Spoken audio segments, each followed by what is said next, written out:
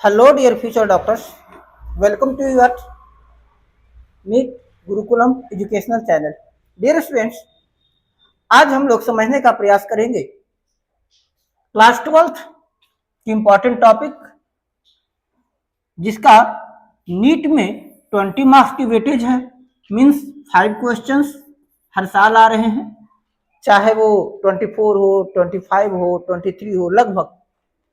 And CBSE board की बात है, 12th में 10 मार्क्स के क्वेश्चन इससे आते हैं। सीबीएसई में वेटेज कम है, चूंकि वो 80 मार्क्स का है, 90 मार्क्स 180 मार्क्स का है, तो लगभग 10 मार्क्स का वेटेज सीबीएसई में होगा, जबकि 20 मार्क्स का वेटेज नीट में होगा। टॉपिक का नाम है molecular basis of inheritance. Molecular basis of inheritance last chapter में हम लोग पढ़े थे। मेंडल साहब ने पहले एक बात को कहा था कि जो जेनेटिक कैरेक्टर होता है वो पेरेंट टू ऑफस्प्रिंग ट्रांसफर होता है। मीन्स एक जनरेशन से दूसरे जनरेशन तक ट्रांसफर होता है ना। जनरेशन टू जनरेशन ट्रांसफर होता है।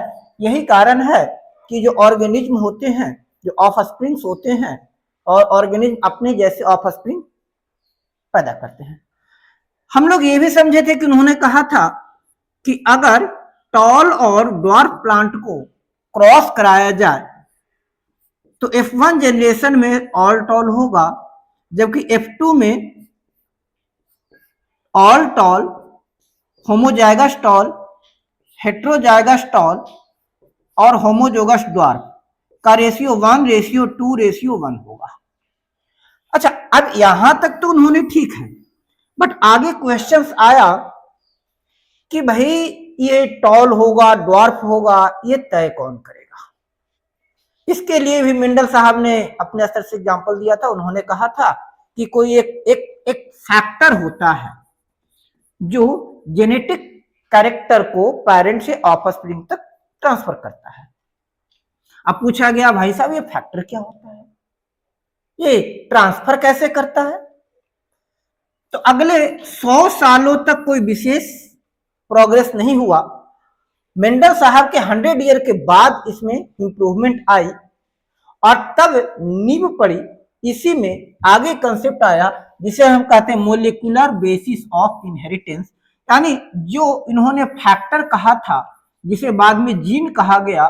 जीन किस चीज का बना होता है? आज हम लोग नाम सुने हैं, डीएनए का नाम सुने हैं कई, है ना। डीएनए फिंगरप्रिंटिंग होता है, डीएनए जांच कर पता लगाया जा सकता है कि ये जो ऑफस्प्रिंग है, जो बच्चा है, वो उसके माता पिता कौन है, जेनेटिक पेरेंट्स का पता लगाया जाता है। तो हम लोग समझेंगे कि जीन क्या है, फैक्टर्स क्या है, यानी जो हेरिडेटरी कैरेक्टर, जो आनुवंशिक गुण जो पेरेंट से ऑफस्प्रिंग तक जा रहा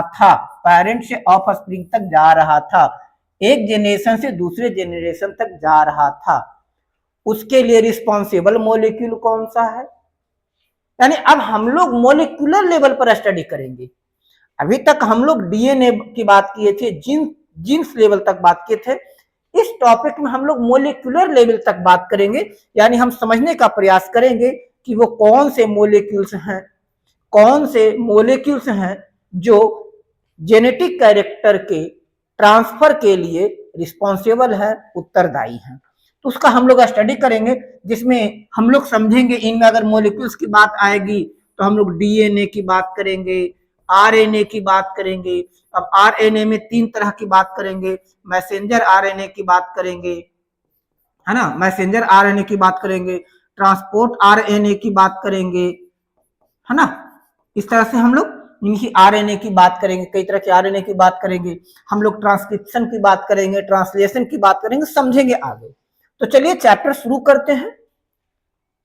चलिए, तो पहला आपका एनसीईआरटी बुक का इस चैप्टर का पेज नंबर 1 क्या कहता है? At the time of Mendel, nature of factors regulating pattern of inheritance by not clear. ठीक है, मेंडल के साहब के समय की बात है, जो इनहेरिटेंस के पैटर्न को रेगुलेट करता है। मींस इनहेरिटेंस पैटर्न का मतलब क्या हुआ कि पेरेंट से ऑफ स्प्रिंग तक जो जेनेटिक कैरेक्टर ट्रांसफर हो रहा है, आनुवंशिक गुण आ रहा है, माता पिता से संतान में जो गुण आ रहा है, आनुवंशिक गुण आ रहा है, उसको रेगुलेट कौन करता है, वो कैसे रेगुलेट होता है, कैसे तय होता है कि कौन सा गुण आएगा, कौन सा गुण नहीं आएगा, है ना।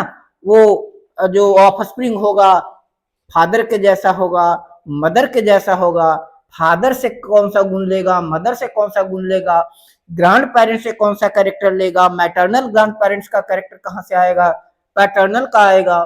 तो ये सब चीजें ये क्लियर नहीं था, ये सब चीजें क्लियर नहीं था। ये सब चीजें बाद में समझने का हम लोग प्रयास किए, ठीक है। बाद में हम लोग समझने का प्रयास किए कि ये गुण कहां से आ रहा था, ठीक है।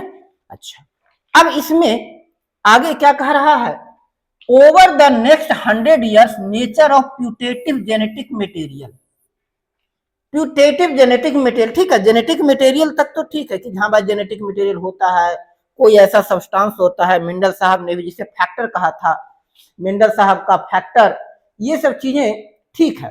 तो ये जो प्यूटेटिव जेनेटिक मटेरियल्स हैं, यानी मेंडल साहब का फैक्टर है, ठीक है, मेंडल साहब का फैक्टर है, ये अननोन कैरेक्टर का उसका एग्जैक्ट कैरेक्टर क्या होता है, तो ये चीज क्लियर नहीं था, ठीक है, ये चीजें क्लियर नहीं था।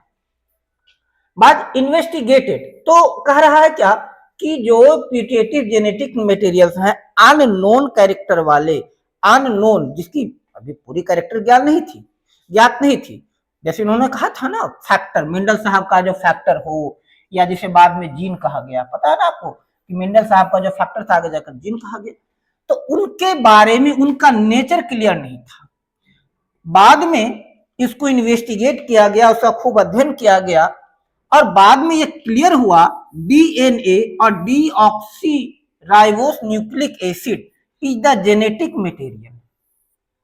तो इसकी जब स्टडी हुई, उसका नेचर का नहीं पता था, फैक्टर के बारे में पूरी जानकारी नहीं थी, तो उनका इन्वेस्टिगेट किया गया, तो बाद में इन्वेस्टिगेट करके बाद में पता लगाया गया कि जो डीएनए है, डीऑक्सी राइबोस न्यूक्लिक एसिड है, वही जेनेटिक मटेरियल है, मतलब वही फैक्टर्स को, जीन को, हेरिडेटरी कैरेक्टर को पेरेंट से ऑफस्प्रिंग तक कैरेक्टर को ट्रांसफर करता है। कौन करता है बेटा? डीएनए।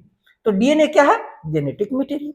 ये बाद में मतलब 100 ईयर तक कोई विशेष डेवलपमेंट नहीं हुआ, कोई विशेष प्रोग्रेस नहीं हुआ, लगभग 100 ईयर के बाद इसमें प्रोग्रेस हुआ, लोगों ने स्टडी करना शुरू किया।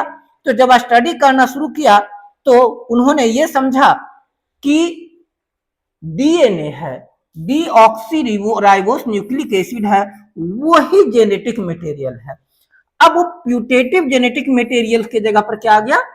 Genetic material. उन्होंने कहा था कि प्यूटेटिव जेनेटिक मटेरियल होता है जो कैरेक्टर को ट्रांसफर करता है, तो बाद में इन्वेस्टिगेट करके बताया गया कि वो जो प्यूटेटिव मटेरियल है अननोन मटेरियल है, अननोन मॉलिक्यूल्स है, वो क्या है? वो क्या है? डीएनए है, at least for majority of organism. तो अब हुआ कि क्या सभी का जो जेनेटिक मटेरियल है वो डीएनए ही है? तो कहा ये तो नहीं कह सकते भाई कि सबके लिए है कि नहीं है, लेकिन कम से कम अधिकांश के लिए, मतलब उन्होंने कहा कि लगभग 90% तक, हाँ कुछ में नहीं मिला, लेकिन लगभग 90%, 95% का तो डीएनए ही है ना। उन्होंने कहा क्या सभी के लिए? तो बोला नहीं, at least for majority of organism. अब यहां पर आपको स्टेटमेंट बेस्ड क्वेश्चन दिया जा सकता है, जैसे स्टेटमेंट 1 में दे सकता है कि DNA is the genetic material for all living organism, है ना। स्टेटमेंट 2 दे सकता है कि DNA is the genetic material for majority of living organism. तो आपको ध्यान रखना है कि डीएनए मेजोरिटी ऑफ ऑर्गेनिज्म का जेनेटिक मटेरियल है, ठीक है।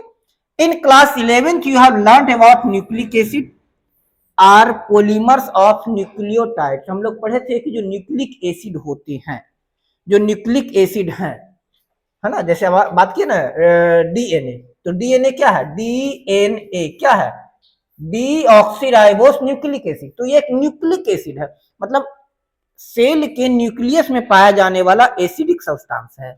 यानी इसका जो पीएच है, एसिड का मतलब हो गया कि इसका पीएच क्या है, 7 से कम है, न्यूक्लियस में पाया जाता है, इसलिए न्यूक्लिक एसिड कहा गया। तो कह रहा है क्या कि जो न्यूक्लिक एसिड या डीएनए की बात हो गई, आरएनए की बात हो गई, ये सब क्या है, न्यूक्लिक एसिड। हम इसी के बारे में समझेंगे। ये न्यूक्लियोटाइड के पॉलीमर्स हैं। अब न्यूक्लियोटाइड क्या है, जिनसे न्यूक्लिक एसिड बना हुआ, जैसे adenine, thymine, cytosine, guanine, RNA की बात कह देंगे तो यूरेसिल, ये सब क्या है, पॉलीमर है, न्यूक्लियोटाइड है। तो ये कहा गया, ये समझा गया कि जो डीएनए है जेनेटिक मटेरियल है। और हम लोग पढ़े थे कि न्यूक्लिक एसिड जो होते हैं, जितने भी न्यूक्लिक एसिड होते हैं, जो भी न्यूक्लिक एसिड है, और भी न्यूक्लिक एसिड है, इसी 11 में हम लोग पढ़े थे। तो जो न्यूक्लिक एसिड्स होते हैं वो क्या है, न्यूक्लियोटाइड के पॉलीमर्स हैं, कोई ना कोई न्यूक्लियोटाइड के। ये तो हम लोग 2 न्यूक्लिक एसिड की बात किए, डीएनए आरएनए की बात किए। तो डीएनए और आरएनए किसका पॉलीमर है, तो adenine, thymine, cytosine, guanine, uracil, इन सब का पॉलीमर है, इन सब का पॉलीमर है। जैसे देखिए यहाँ ये कौन सा थाइमिन मोलिक्यूल हो गया, ये कौन सा गुआनिन मोलिक्यूल हो गया, ये एडेनिन मोलिक्यूल है, ये थाइमिन हो गया, यूरेसिल, इस तरह से ये अलग अलग मोलिक्यूल्स हैं। तो ये क्या है, ये अगर आपका डीएनए की बात करते हैं, एक डीएनए की बात करें तो डीएनए का एक सेगमेंट जीन हो गया। अब जीन में क्या है, न्यूक्लिक एसिड है। तो ये कहा गया कि जो डीएनए है, जो जेनेटिक मटेरियल भी है, तो डीएनए क्या है, न्यूक्लिक एसिड का है, और ये क्या है, न्यूक्लियोटाइड का पॉलीमर्स है। चलिए आगे क्या कह रहा है, DNA and RNA, deoxyribose nucleic acid and ribose nucleic acid are 2 types of nucleic acid. अब लिविंग ऑर्गेनिज्म की बात हुई, तो मैंने पहले कहा था कि हम लोग जेनेटिक्स की स्टडी कर रहे हैं, तो जेनेटिक में 2 ही न्यूक्लिक एसिड की बात की गई। मेन 2 न्यूक्लिक एसिड का रोल होता है, और वो कौन सा रोल है, डीऑक्सीराइबोस न्यूक्लिक एसिड यानी डीएनए, और राइबोस न्यूक्लिक एसिड यानी आरएनए। तो हम लोग मोलिकुलर बेसिस ऑफ इनहेरिटेंस में इसी 2 टाइप के न्यूक्लिक एसिड का स्टडी करेंगे। किसका, डीएनए का और आरएनए का, डीएनए का और आरएनए का। क्योंकि हम लोग जेनेटिक्स में है, और जेनेटिक्स में अभी तक जो नॉन मोलिक्यूल्स हैं, न्यूक्लिक एसिड्स हैं, जो नॉन एसिड्स न्यूक्लिक एसिड हैं, या कई मोलिक्यूल्स हैं, वो क्या है, न्यूक्लिक एसिड कौन से हैं, डीएनए और RNA.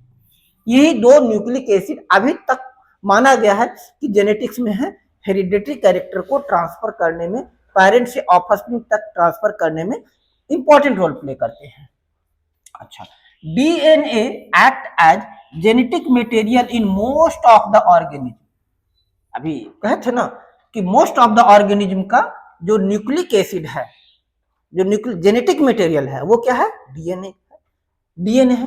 But RNA also act as genetic material in some viruses. अब यहां पर अगला स्टेटमेंट बेस्ट क्वेश्चन हो गया, 2 स्टेटमेंट दे देगा या एमसीक्यू बना देगा, है ना। स्टेटमेंट 2 दे देगा। Number 1, DNA is the genetic material for all organism, and DNA is the genetic material for virus also। तो आपको यहां पर 2 पॉइंट याद रखना है कि DNA is the genetic material for most of the organism except virus। या आपको ये 4 ऑप्शन दे सकता है कि in which of the following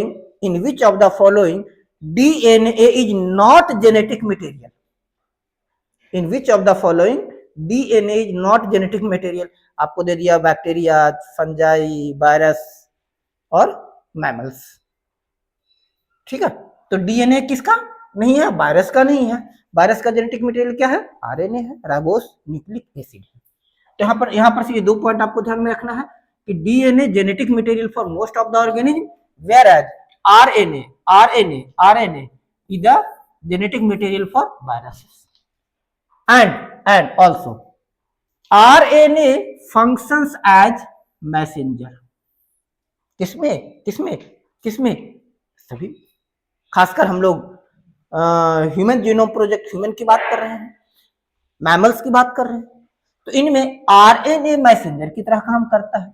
अगर हम ह्यूमन बॉडी की बात करते हैं तो हमारे ह्यूमन बॉडी में डीएनए, डीएनए क्या है? डीएनए क्या है? जेनेटिक मटेरियल है। डीएनए जेनेटिक मटेरियल है, जबकि आरएनए हमारे बॉडी में किस तरह से काम करता है? मैसेंजर के रूप में काम करता है ह्यूमन के लिए। ठीक है, RNA has additional roles as well. ठीक है, तो आरएनए का अभी तक दो रोल पढ़े, genetic material for some viruses, act as messenger for most of the living organisms. It also act as adapter, a structural and in some cases catalytic molecule. ये adapter की तरह काम करता है। एडॉप्टर का मतलब क्या हो गया कि डीएनए के किसी सेगमेंट को या किसी जेनेटिक कैरेक्टर को, किसी जीन को लेना और उसको एक जगह से दूसरे जगह तक पहुंचाना। आगे हम लोग पढ़ेंगे, ट्रांसक्रिप्शन की बात करेंगे, ट्रांसलेशन की बात करेंगे, ट्रांसमिशन की बात करेंगे। तो ये एडाप्टर मॉलिक्यूल की तरह काम करता है। एडाप्टर मॉलिक्यूल की तरह काम करता है, हमने इस मॉलिक्यूल्स को एक जगह से उठाता है, दूसरी जगह ले जाता है। स्ट्रक्चरल एंड कैटालिटिक मॉलिक्यूल की तरह भी काम करता है। स्ट्रक्चर यानी दो डीएनए को जोड़ने में या दो जीन्स को जोड़ने में भी हेल्प करता है। जो आरएनए है, आरएनए मैसेंजर की तरह भी काम करता है। आरएनए एडाप्टर की मॉलिक्यूल की तरह काम करेगा, आरएनए स्ट्रक्चरल मॉलिक्यूल की तरह काम करेगा, आरएनए कैटालिटिक मॉलिक्यूल की तरह भी काम करेगा। कैटालिटिक मॉलिक्यूल का मतलब क्या हो गया? अगर कहीं पर जीन्स एसोसिएट नहीं हो रहे हैं, डीएनए नहीं जुड़ पा रहे हैं, तो उस डीएनए को जोड़ने में भी काम करेगा। तो ये कैटालिटिक मॉलिक्यूल का काम करेगा। कैटालिस्ट पता है ना?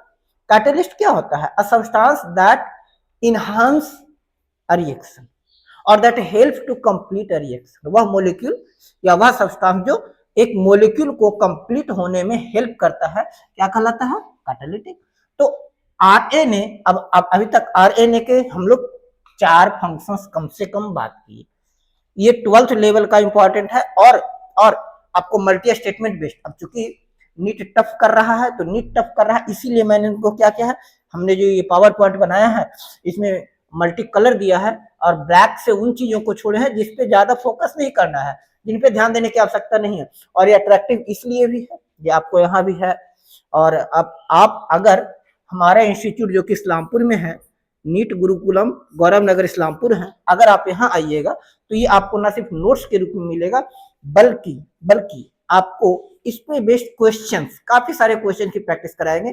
और आगे आने वाले दिनों में हम इस चैप्टर्स के उन सेक्शन को एक बार फिर से फोकस करेंगे, रिवाइज करेंगे जहां से क्वेश्चंस आते हैं।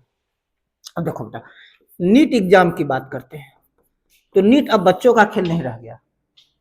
2000 यानी पोस्ट कोविड 2020 से लेकर के 2024 तक तो बच्चों का खेल रहा था, लेकिन जब 2024 में ऐसा केस हुआ कि लगभग 15 से 20 बच्चे 720 आउट ऑफ 720 ले आए, तो एनटीए जो नीट कंडक्ट कराती है उसका दिमाग खटका और उन्होंने क्या कर दिया, लेवल बहुत ज्यादा हाई कर दिया। 2025 का अगर आप देखे होंगे, 2025 का नीट का क्वेश्चन पसीना छोड़ा दिया था। बच्चों तो छोड़िए, एडुकेटर्स को पसीना छोड़ा दिया था, क्योंकि एडुकेटर्स को लगा नहीं था कि नीट उस लेवल तक जाएगा। आप उस लेवल तक कैसे जाएंगे? अभी भी आपके पास 6 मंथ है, 6 मंथ इन हैंड है। अभी भी आपको पूरे 6 महीने, 180 दिन से ज्यादा है, और 6 महीने कम नहीं होते। 6 महीने बेटा कम नहीं होते। 6 महीने सीरियसली पढ़ोगे आप नीट क्वालिफाई कर जाओगे। तो कैसे पढ़ोगे और आपको इंटरेस्ट कैसे आएगा? तो इस इंटरेस्ट को बढ़ाने के लिए मैंने क्या किया है, देखिए मैंने क्या किया है, काफी सारे इंटरेस्ट को बढ़ाने के लिए देखिए काफी सारे मैंने डायग्राम्स बनाए हैं ताकि पढ़ें तो बोर ना हो। और अधिकांश इंस्टीट्यूट जो आपको नोट्स देंगे, मटेरियल प्रोवाइड कराएंगे, वो क्या देंगे, ब्लैक एंड व्हाइट। वो ब्लैक एंड व्हाइट ज्यादा से ज्यादा वो अपने पेन से हाईलाइट कर देंगे, मार्क्स कर देंगे, वो प्रोवाइड करा देंगे। हमने ऐसा नहीं किया, हम इसमें एक न्यू चीज लाई है और इसमें हर जगह पर डायग्राम्स है। इसका दो लाभ होगा, एक तो आपके पढ़कर आप बोर नहीं होगे, है ना। एक तो बात यह है कि आप हमारे मटेरियल से आप अगर हमारा पीपीटी भी मिल जाता है, पीपीटी भी मिल जाता है, तो इस पीपीटी को पढ़कर बोर नहीं आओगे, क्योंकि मल्टी कलर है। देखिए आप इसमें देखिए कहीं मल्टी कलर पिक्चर्स है, डायग्राम्स है। हालांकि मैं तो और पढ़ाऊंगा क्लास में, मैंने इसीलिए क्या है इसको तो मैं एक्सप्लेन कर रहा हूँ। अगर एक्सप्लेन ना भी करो, सपोज ये आपके किसी तरह से आपके हाथ लग जाएगा, आपको पावर पॉइंट प्रेजेंटेशन मिल गया, वो हमें अगर आप लोग टेलीग्राम चैनल पे सब्सक्राइब करोगे तो वहां से भी आपको मिल जाएगा, टेलीग्राम चैनल पे मिल जाएगा आपको। तो ये आप ऐसे भी पढ़ोगे तो आपको बड़ा इंटरेस्ट आएगा, बड़ा मजा आएगा, क्योंकि देखिए कहीं पर ग्रीन है, कहीं ब्लू है, कहीं रेड है, कहीं ब्लैक है, इस तरह से हमने किया है। सो ये इसलिए कि आप पढ़कर बोर ना हो, आप सिर्फ ब्लैक एंड व्हाइट पर नहीं, टेक्नोलॉजी बढ़ रही है ना। अभी से पहले ब्लैक एंड व्हाइट टीवी था, अब ब्लैक एंड व्हाइट टीवी कौन देखता है भाई, अब तो कलर टीवी भी नहीं, ब्लैक एंड व्हाइट टीवी तो ऐसे गायब हो गया जैसे गधे के सिर से सिंह, है ना। अब तो उसमें भी फ्लैट आ गया, अब तो 3D का जमाना आ गया, अब तो HD है, HD के बाद 3D की बात आ रही है, तो उस तरह से हमने इसको ही मॉडिफाई किया है। खैर, तो हम लोग क्या बात कर रहे थे, हम लोग बात कर रहे थे RNA की, RNA, RNA का रोल। तो पहला रोल क्या है, पहला रोल क्या है, RNA क्या है, ये RNA क्या है, genetic material of virus. RNA क्या है, जेनेटिक मटेरियल ऑफ वायरस। फिर RNA क्या है, मैसेंजर, क्या है, मैसेंजर मॉलिक्यूल है। क्या है ये, adapter molecule, structural molecule, catalytic molecule, adapter molecule, structural molecule और कैटालिटिक मॉलिक्यूल। ठीक है, अब इसमें यहां से MCQ में भी आ सकता है ना, कि of which of the following RNA not act as, है ना। तो इसमें ये दे सकता है कि genetic material of all organism, as messenger molecule of all organism, catalytic adapter structural molecules, है ना। तो इसमें क्या हो जाएगा, it does not act as genetic material of all organism, क्योंकि आपने पढ़ा, आपने देखा कि ये किस जेनेटिक मटेरियल किसका है, वायरस का है, जबकि सबके लिए मैसेंजर की तरह काम करेगा, एडाप्टर मॉलिक्यूल, स्ट्रक्चरल मॉलिक्यूल और कैटालिटिक मॉलिक्यूल। क्या करें, in class 11th you have already learned the structure of nucleotide and the way the which monomer unit linked to form nucleic acid। पढ़े बायोमोलिक्यूल चैप्टर में 11th के biomolecule को जाइए, अगर विशेष interest है तो बायोमोलिक्यूल को पढ़िए। उसमें हम लोग क्या पढ़े, कि न्यूक्लियोटाइड क्या होता है, न्यूक्लिक एसिड कैसे बनता है, इनका पोलीमर्स, अब पोलीमर्स क्या होता है, पोलीमर्स क्या होता है, एसोसिएशन और joining of more than one और N similar molecule, that is polymer. In this chapter we are going to discuss the structure of DNA। हम लोग क्या पढ़ेंगे, DNA का स्ट्रक्चर पढ़ेंगे। क्या पढ़ेंगे बेटा हम लोग, स्ट्रक्चर ऑफ DNA के स्ट्रक्चर आगे हम लोग पढ़ने जा रहे हैं। रेप्लिकेशन हम लोग पढ़ेंगे, यानी सी कॉपी कैसे तैयार होती है। Process of making RNA from DNA, यानी इसका ट्रांसक्रिप्शन, ट्रांसक्रिप्शन क्या होता है, RNA को DNA को RNA में कन्वर्ट होना, ट्रांसक्रिप्शन। तो DNA RNA में कैसे बदलता है। फिर क्या पढ़ेंगे हम लोग, जेनेटिक कोड की बात करेंगे, जीन कोडिंग की बात करेंगे। फिर हम बात करेंगे एमिनो एसिड सीक्वेंस को, प्रोटीन में एमिनो एसिड का सीक्वेंस क्या होता है। फिर हम लोग बात करेंगे ट्रांसलेशन की, यानी प्रोटीन सिंथेसिस भी हम लोग समझेंगे। Elementary basis of their regulation. ठीक, तो आगे हम लोग अब क्या क्या पढ़ने जा रहे हैं, तो पहला DNA स्ट्रक्चर पढ़ने जा रहे हैं, DNA का रेप्लिकेशन पढ़ने जा रहे हैं, हम लोग ट्रांसक्रिप्शन ऑफ RNA, ट्रांसक्रिप्शन पढ़ने जा रहे हैं, जेनेटिक की बात पढ़ने जा रहे हैं, ट्रांसलेशन पढ़ने जा रहे हैं। ठीक है, along with the determining complete nucleic sequence of human genome.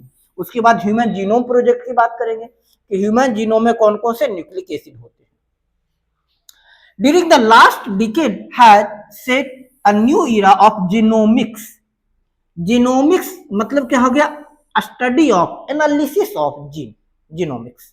Economics पढ़े ना, economics study of economic activity, genomics study of gene and there activity. In the last section the essential of human genome sequencing it's consequences will also be discuss. और इसके सबसे last में हम लोग समझेंगे genome sequencing की बात करेंगे और इनकी कॉन्सिक्वेंस की बात करेंगे। अब इसका देखिए कहाँ उपयोग हो रहा है अभी, कहाँ, तो एक नाम आपने सुना होगा जीन थेरेपी। जीन थेरेपी आगे आने वाले समय में मेडिकल साइंस का है ये क्या है, डिजीज दूर करने का तरीका है। आगे हम लोग जीन एडिटिंग भी करने जा रहे हैं, अभी नहीं हो रहा, इस पर काम चल रहा है, हमारा साइंस आगे बढ़ रहा है और हम लोग जीन एडिटिंग की बात करने जा रहे हैं। जीन एडिटिंग का मतलब, जीन एडिटिंग का मतलब कि बहुत सारे जो हम लोग पढ़े, जो हेरिडेटरी डिजीज होता है, क्रोमोसोमल डिजीज होता है, चाहे आप बात करते हैं एक्यूट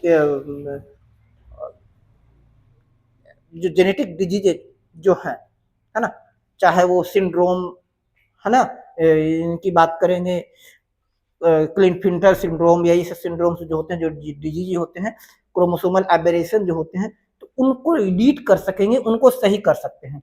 नहीं समझे, मतलब जैसे कई बार होता है कि पेरेंट्स में XX क्रोमोसोम आ गया है ना, XX क्रोमोसोम हो गया, या इसमें 22+X रह गया है ना, इस तरह से, या किसी भी जीन्स में एक ही जीन आ गया।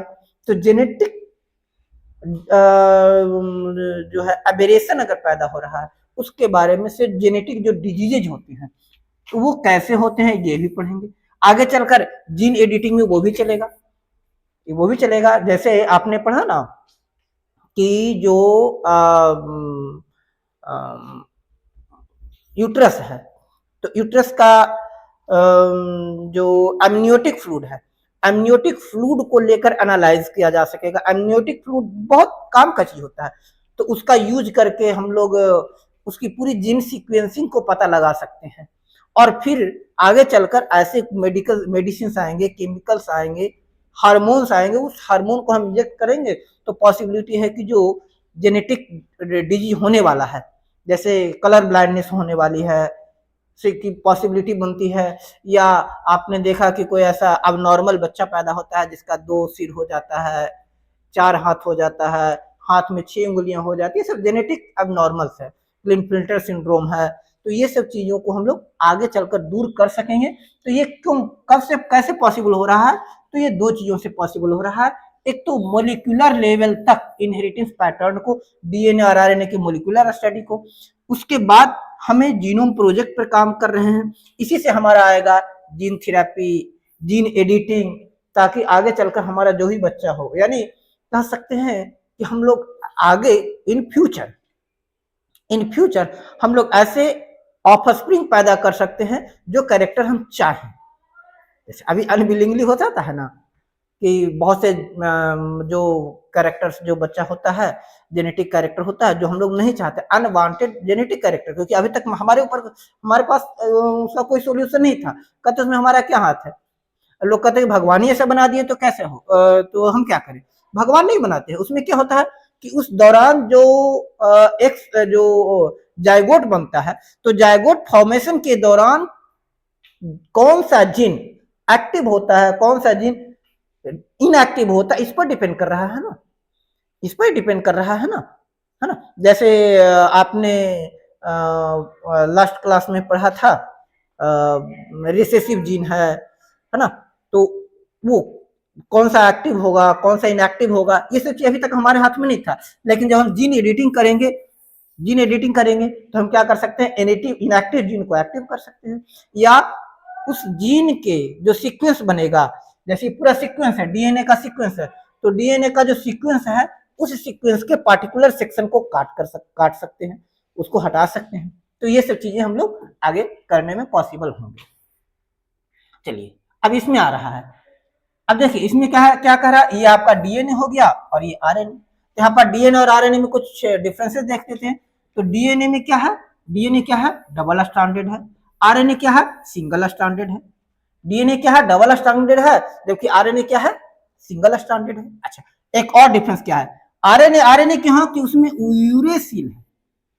यूरेसिल है, अगर जो न्यूक्लिक एसिड है, न्यूक्लिक एसिड का जो पॉलीमर है, अगर इस पॉलीमर में यूरेसिल है तब तो वो हो जाएगा आरएनए। लेकिन अगर न्यूक्लिक एसिड में के पॉलीमर में, न्यूक्लिक एसिड के पॉलीमर में चेन में अगर थाइमिन है तो वो हो जाएगा डीएनए। तो डीएनए आरएनए में कैसे बदलता है? अब ये भी अभी रिसर्च की बात है कि यूरेसिल के जगह पर थाइमिन आ जाता है, uracil is replaced with thymine, तो वो डीएनए आरएनए में बदल जाएगा। Thymine is replaced with uracil, वो आरएनए में बदल जाएगा। तो हम लोग ये स्टडी यही समझेंगे, जैसे साइटोसिन, गुआनिन, एडिनिन, ये तो तीनों में है, दोनों में है, बी इट आरएनए और डीएनए। बट क्या है कि आरएनए में यूरेसिल है जबकि डीएनए में थाइमिन है। Thymine is replaced with RNA, sorry uracil, thymine is replaced with uracil, तो वो आरएनए हो गया। अब आरएनए को हटाकर यूएनए को हटा करके थाइमिन डाल दिया तो वो डीएनए बन गया। यही हम लोग बात कर रहे थे। चलिए आगे क्या कर रहे हैं। डीएनए क्या है? It is a long polymer of deoxyribose nucleotide. Deoxyribose nucleotides का लंबा सा पॉलीमर है क्या? डीएनए एक पॉलीमर है, देखिए न्यूक्लियोटाइड्स हैं, ये सब न्यूक्लियोटाइड है। जैसे क्या थे, ये एडेनिन, गुआनिन, साइटोसिन, इस तरह से ये न्यूक्लियोटाइड्स है। इनके लॉन्ग चेन का पॉलीमर है। Length of DNA is defined as number of nucleotides present in it और पेयर ऑफ न्यूक्लियोटाइड्स और बेस पेयर। यानी डीएनए की लेंथ क्या होगी? डीएनए की लेंथ क्या है? डीएनए कितना लंबा है? जैसे ये डीएनए का था 34 एंगस्ट्रॉम, एक कंप्लीट टर्न 34 एंगस्ट्रॉम का है। जैसे ये एक कंप्लीट टर्न नहीं हुआ, ये कंप्लीट टर्न हुआ, यहां से आया, फिर ये कंप्लीट टर्न हुआ, फिर दूसरा सेक्शन आ रहा है, इस तरह से ये आ गया। तो यहां से यहां तक एक कंप्लीट टर्न है। देखिए ये चल रहा है ना डीएनए, ये आ रहा है, ये आ गया, ये आ गया, ये आ गया, ये है ना, यहाँ तक आकर के। तो ये क्या हो गया? एक कंप्लीट टर्न है। वो अभी पास से आ रहा है ना, यानी यहाँ तक आ, देखिए यहाँ से शुरू हो रहा है, ये शुरू हो रहा है, तो यहाँ तक ये कंप्लीट टर्न है। तो ये कंप्लीट टर्न है, तो ये कंप्लीट टर्न क्या कहलाएगा? ये कंप्लीट टर्न क्या कहलाएगा? Length of DNA. ये कितना है? 34 एंगस्ट्रॉम। डीएनए का लेंथ कितना है? 34 एंगस्ट्रॉम। ठीक है, डीएनए का लेंथ कितना है? ये 34 एंगस्ट्रॉम है। जबकि जो बेस पेयर है, ये पेयर ये कितना है? 3.4 एंगस्ट्रॉम का। यानी आप कह सकते हैं कि एक टर्न में 10 बेस पेयर होता है। ह्यूमन जीन के एक टर्न में 10 बेस पेयर होता है, 10 बेस पेयर होता है। तो ये कह रहा है क्या कि length of DNA defined as number of nucleotides और base pair present in it. कितने न्यूक्लियोटाइड हैं, कितने बेस पेयर हैं? पेयर मतलब दो, ये एक बेस हो गया, एक बेस मॉलिक्यूल हो गया। अब ये दो मॉलिक्यूल साथ में आ गया तो बेस पेयर है ना, ये हो गया बेस पेयर। तो कितने बेस पेयर हैं, इस आधार पर क्या लेंथ ऑफ डीएनए। यानी कह रहा है कि जैसे मान लीजिए एक डीएनए है, वो 5 बेस पेयर का बना हुआ है, 5 ही बेस पेयर है। एक डीएनए समझ गए ना, यहां से यहां तक, जहां से शुरू हुआ था ये हिस्सा, इसमें कितने बेस पेयर है, इस आधार पर लेंथ तय होगा। ह्यूमन जीनोम की बात, डीएनए की बात करेंगे, 5 बेस पेयर है, तो इट मीन्स कितना है वो, उसका लेंथ कितना हो गया? 17 एंगस्ट्रॉम। मान लीजिए 20 बेस पेयर का है, उसमें 20 पेयर बन गया, तो कितना हो गया? 20 बेस पेयर हो गया, तो वो 6.8 एंगस्ट्रॉम का हो जाएगा। तो इस तरह से कितने बेस पेयर है वो तय करेगा length. This is also the characteristic of an organism. कौन सा? नंबर ऑफ बेस पेयर या length of DNA. Length of जो डीएनए होगा हर ऑर्गेनिज्म का अलग अलग होगा। बेस पेयर भी सबका अलग अलग होगा, अलग अलग होगा। फॉर एग्जाम्पल बैक्टीरियोफेज 5174, बैक्टीरियोफेज, यहां टर्म आया है बैक्टीरियोफेज। बैक्टीरियोफेज क्या होता है? Bacteriophage फेग phagocytosis. फाइगोसाइटोसिस का मतलब क्या होता है? पढ़े, फाइगोसाइटोसिस का मतलब होता है कि उस ऑर्गेनिज्म के बॉडी में इंटर कर गए, उस बॉडी के ऑर्गेनिज्म में इंटर कर गए, उसमें डाइजेस्टिव एंजाइम छोड़ दिए, और जो उसका जो डाइजेस्ट हो रहा है उसके ऑर्गन को, उससे न्यूट्रिशन ऑब्टेन करना, दैट इज फाइगोसाइटोसिस। तो बैक्टीरियोफेज जो बैक्टीरिया के बॉडी के अंदर जाकर उसको डाइजेस्ट करता है, उसको गला सकता है, उससे अपना न्यूट्रिशन प्राप्त कर सकता है, बैक्टीरियोफेज। कौन सा है? 5X174, इसमें 5386 न्यूक्लियोटाइड होते हैं। क्या होते हैं? इतने न्यूक्लियोटाइड होते हैं, और इतने बेस पेयर होते हैं। कितने बेस पेयर हैं? 5386। उसी तरह से बैक्टीरियोफेज लैम्डा, दो बैक्टीरियोफेज की बात होगी, 5 और लैम्डा, 5X174 और लैम्डा। इसमें क्या है? 48,502 बेस पेयर। अच्छा, ई कोलाई आपने नाम सुना होगा, पोल्यूटेड वाटर में बहुत ज्यादा रहता है। ई कोलाई कारण ही बहुत से वाटर बॉर्न डिजीजेज होते हैं। तो जहां भी गंदा पानी है उसमें ई कोलाई की मात्रा बहुत ज्यादा बढ़ जाती है। जहां भी गंदा पानी है, जैसे कहीं सीवर का पानी पड़ा हुआ है, नाले का पानी पड़ा हुआ, वहां ई कोलाई खूब पनपता है। इसमें 4.6 into 10⁶ base pair. Human DNA का हैप्लॉइड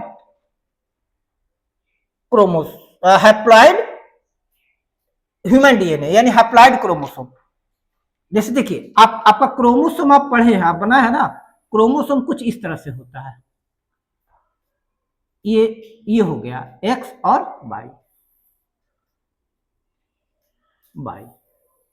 ये डाइप्लॉइड होगा। हैप्लॉइड मतलब सिंगल स्ट्रैंडेड। तो हैप्लॉइड ये हैप्लॉइड हो गया, ये हैप्लॉइड, ये हो गया ऐसा हैप्लॉइड जो सिंगल क्रोमोसोम बना। तो इसमें कितना रहता है? 3.3 इंटू 10⁹ बेस पे।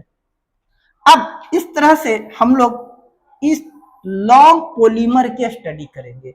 हम लोग जैसे पॉलीमर क्या होगा? डीएनए और आरएनए, हम लोग तो इसमें यही पढ़ रहे हैं ना, मॉलिक्यूलर बेसिस ऑफ इनहेरिटेंस। तो हम लोग डीएनए और आरएनए के बारे में स्टडी करेंगे। इसमें हम लोग अभी तक क्या समझे? अभी तक हम लोग क्या बात की? Nucleotide, nucleoside, ribose nucleic acid, है ना, nucleic acid, ribose nucleic acid, deoxy ribose nucleic acid, यानी डीएनए और आरएनए की बात की। Thanks for watching.